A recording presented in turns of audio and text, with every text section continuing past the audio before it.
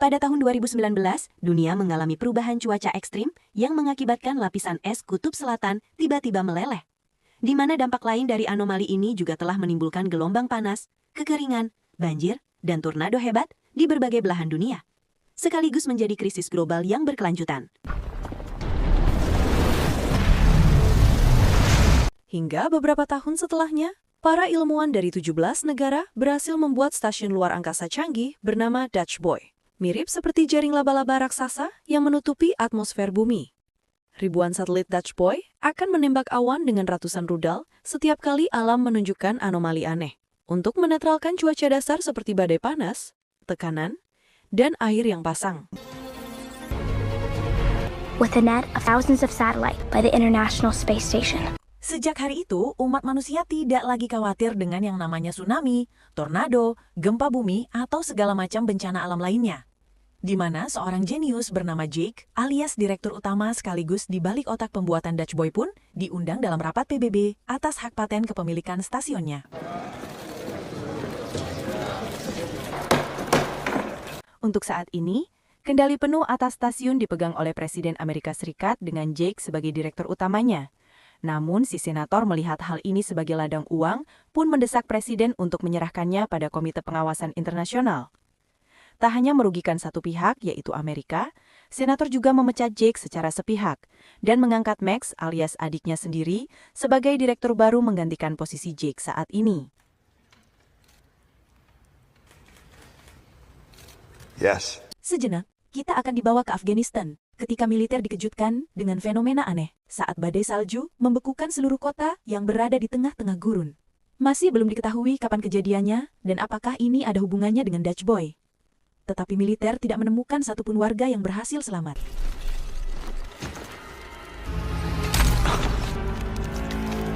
Tak hanya menimpa Afghanistan, anomali aneh ini juga terjadi di Hong Kong saat bumi tiba-tiba mengalami kenaikan suhu ekstrim.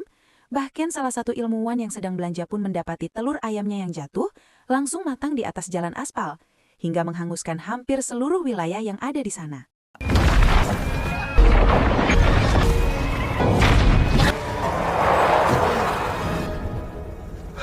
Penasaran dengan fenomena barusan, si ilmuwan langsung membuka komputernya untuk memeriksa data satelitnya. Namun hal itu tampaknya percuma saja, karena akses masuk ke satelit Dutch Boy miliknya sudah diblokir.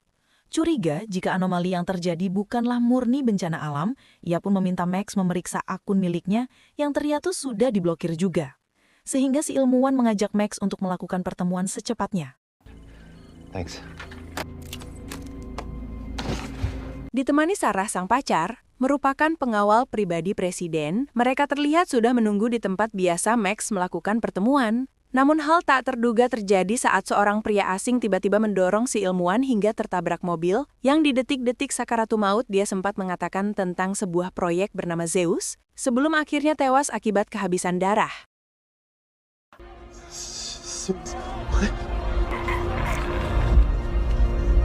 Dengan fakta bahwa Amerika hanya punya waktu 2 minggu lagi sampai aksesnya diserahkan pada PBB, Bapak Presiden menugaskan Max agar segera memperbaiki Dutch Boy dan meminta semua pihak untuk tutup mulut dulu, di mana seorang dewan yang bernama Dekom pun merekomendasikan dalam menangani masalah ini. So find me that someone. Yes, sir. Now. Singkat cerita, tibalah Max di kediaman Jack dan langsung menceritakan semua kejanggalan yang sudah ia dan si ilmuwan temukan. Awalnya Jack menolak membantu karena merasa masih sakit hati pasca persidangan yang sudah menghancurkan karirnya. Namun, karena ini adalah permintaan dari sang adik, akhirnya setuju dan mengesampingkan egonya.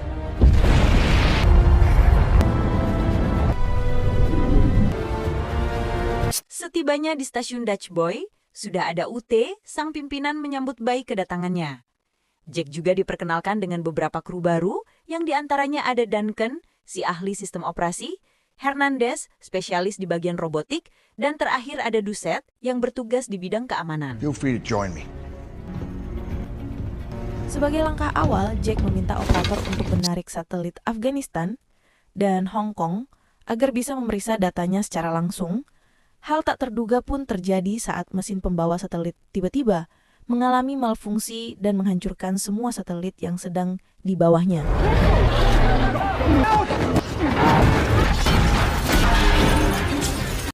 satelitnya hancur berkeping-keping, mereka mau tidak mau harus mengumpulkan setiap keping satelit demi mencari hard disk datanya.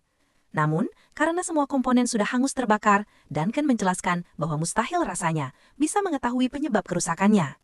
Beruntung, Dusat menemukan satu panel yang masih utuh tersangkut di luar akibat ledakan tadi. Sehingga, Jack dan Ute akan pergi untuk mengambil panel berisi hard disknya.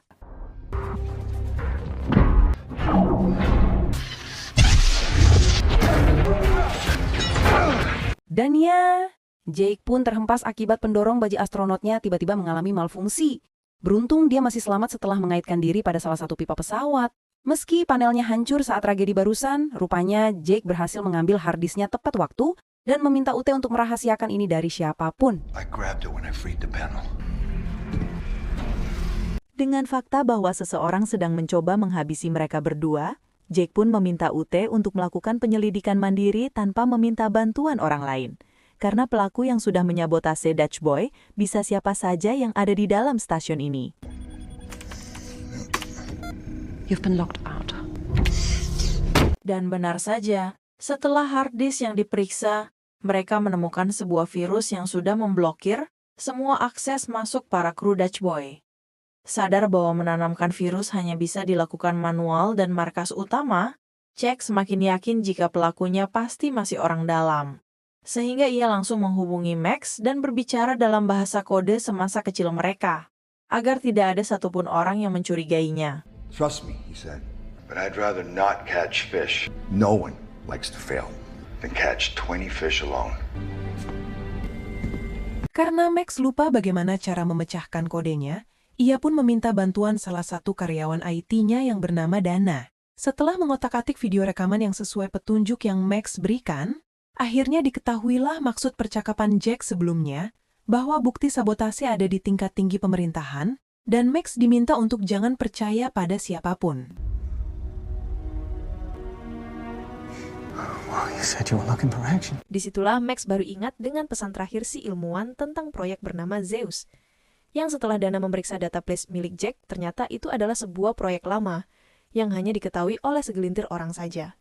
Namun untuk melihat isi datanya dibutuhkan akses masuk dari orang-orang yang bekerja di Gedung Putih. No, I don't know anyone who does. Yeah, you do. Memanfaatkan akun milik Sarah, akhirnya diketahui bahwa proyek Zeus adalah berisi tentang ratusan simulasi bencana alam yang dulu Jack dan ilmuwan buat untuk memutakhirkan Dutch Boy. Dia sengaja melakukan berbagai simulasi bencana yang biasa terjadi, agar tidak ada satupun celah yang tidak bisa Dutch Boy tangani. Dana, can you show us just the simulation that begins in Afghanistan? Yeah, sure. Di sini juga diketahui bahwa anomali yang terjadi di Afghanistan dan Hong Kong ternyata masih bagian dari simulasi proyek Zeus ini. Sehingga sudah jelas bahwa seseorang atau pelaku memang sengaja menggunakan skenario Zeus agar semuanya terlihat seperti bencana alam biasa, dengan menjadikan Dutch Boy sebagai senjatanya. Someone has weaponized Dutch Boy. Ditemani Dana untuk memblokir sinyal komunikasi, Max langsung memberitahu Jack tentang semua temuannya barusan. Sadar jika virusnya sudah menyebar dan akan melanjutkan skenario Zeus, secara otomatis Jack pun berencana akan memeribut ulang Dutch Boy untuk menghapus semua virusnya. Namun karena hanya sidik jari dan iris mata Bapak Presiden yang menjadi kode izinnya, Max harus membujuk beliau agar mengerti situasinya saat ini. Let's go. Transmission ended. Belum juga pergi menemui Bapak Presiden, semua komunikasi satelit tiba-tiba mati, membuat stasiun tidak lagi dapat mengendalikan satelitnya, disusul dengan anomali cuaca buruk yang menyerang beberapa negara, seperti badai salju yang membekukan hampir seluruh pesisir pantai di Brazil, dan hujan es batu yang melanda wilayah Tokyo.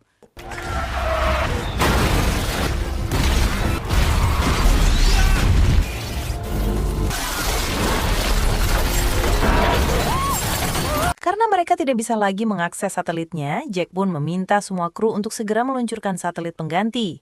Sehingga ketika virusnya merusak satu persatu satelit hingga menimbulkan berbagai bencana mengerikan, satelit pengganti akan menabrak dan mematikan paksa semua satelit yang sudah rusak. Keep them coming! Mereka pun dikejutkan dengan peringatan Geostorm alias puncak dari skenario proyek Zeus. Benar dugaan Jack dan Max tentang si pelaku yang ingin merubah Dutch Boy menjadi senjata mematikan.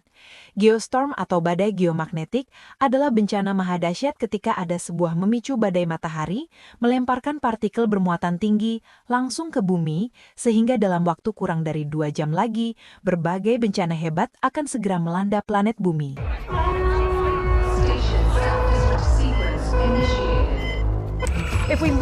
Dan lagi, mereka kembali dibuat ketar-ketir saat stasiun tiba-tiba melakukan mode penghancuran diri otomatis. Sadar jika mode ini hanya bisa dilakukan secara manual oleh satu orang, yaitu Duncan, si ahli sistem operasi. Jack pun pergi ke pusat kendali dengan si Duncan yang akan mencoba kabur dari sana. Ia akhirnya jujur bahwa seseorang sudah membayar mahal untuk melakukan semua ini. Setelah Duncan tewas, Jack pun menyeru semua kru naik pesawat ulang-alik untuk segera meninggalkan stasiun yang karena memulai ulang Dutch Boy hanya bisa dilakukan secara manual. Harus ada satu orang yang tinggal di stasiun untuk mengaktifkan kodenya, dan orang itu adalah tiada lain si Jack yang dengan sukarela akan mengorbankan dirinya. Auf Wiedersehen, Jack.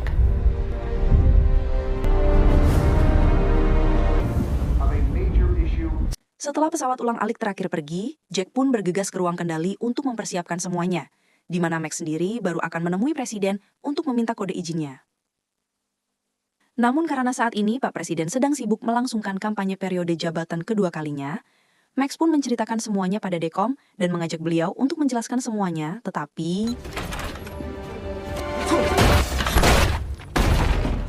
Iya, dalang dibalik proyek Zeus selama ini ternyata adalah Dekom itu sendiri setelah lolos dari tembakan Dekom barusan. Max pun pergi ke panggung untuk menemui Sarah dan langsung menceritakan semuanya. Sementara Sarah akan mengamankan Bapak Presiden, Max sendiri diminta untuk pergi ke tempat parkir dan carikan mobil untuk mereka melarikan diri.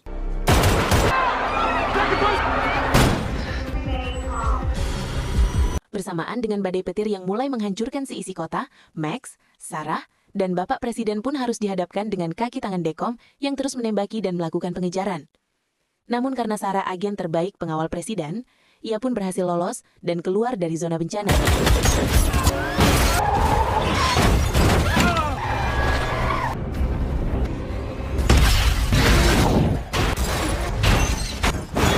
Dan iya, mobil yang mereka tumpangi pun hancur setelah anak buah Dekom yang menembaki dengan sebuah RPG, namun yang mereka berdua tidak tahu adalah itu hanya sebuah pengalihan karena Sarah diam-diam berhasil menodongnya dari belakang, sehingga kini tamatlah sudah karir Dekom yang akan menghabiskan sisa umurnya di dalam penjara. Disinilah Dekom akhirnya jujur bahwa ia sebenarnya sudah muak dengan presiden yang selalu mengalah terhadap negara lain. Dekom tidak ridho jika teknologi secanggih Dutch Boy harus diberikan kepada pihak lain, sehingga dia mulai merancang rencana sedemikian rupa untuk menyingkirkan semua negara termasuk presiden dengan Dutch Boy sebagai senjata utamanya, dan akan menyisakan Amerika dengan Dekom sebagai pemimpin baru.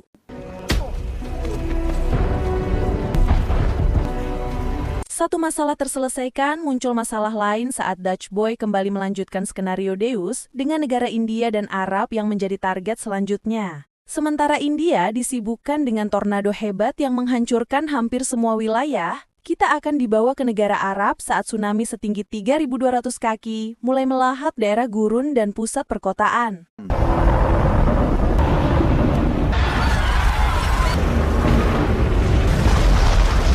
Tersisa 5 menit lagi sampai badai Geostorm yang terjadi, Max dengan cepat membawa Bapak Presiden ke ruang komunikasi untuk mengirimkan kode izin. Ya setelah kode izin diterima, kini giliran Jack melakukan tugasnya yaitu merebut sistem Dutch Boy tanpa memperdulikan stasiun yang mulai melakukan penghancuran diri.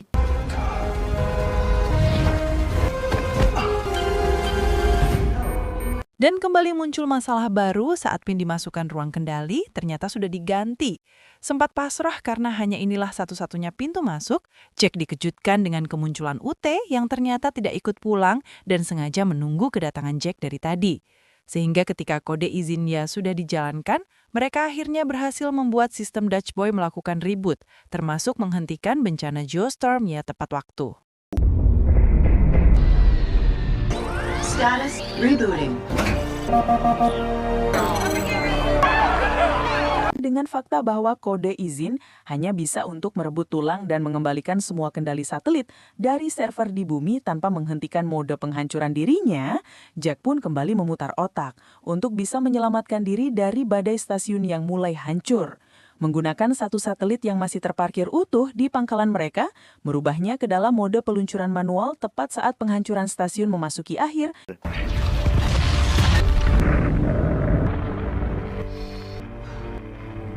Beruntung, Max dan kru Dutch Boy yang ada di bumi berhasil menangkap sinyal SOS dari satelit yang Jack dan Ute bawa. Sambil harap-harap cemas, menunggu tim evakuasi batang, mereka dikejutkan dengan kemunculan pesawat Hernandez yang ternyata belum kembali ke bumi dan langsung membawa pulang. Mereka berdua dalam keadaan selamat.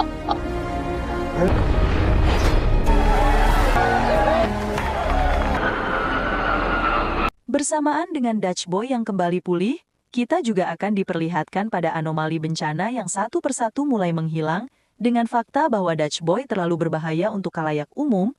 Pihak PBB sepakat untuk mempercayakannya pada Amerika, termasuk mengangkat kembali Jack sebagai direktur utama demi menjaga keamanannya.